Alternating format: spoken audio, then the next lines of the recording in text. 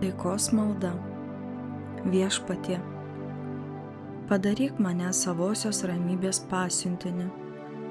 Leisk man nešti meilę, kur siaučia neapykanta, santaiką, kur vyrauja barniai, vienybę, kur yra skilimas, tikėjimą, kur kankina abejonės, tiesą, kur viešpatauja klaida, viltį, kur braunasi nusiminimas, džiaugsmą, kur slegia liūdesys, šviesą, kur užgulusios tamsybės.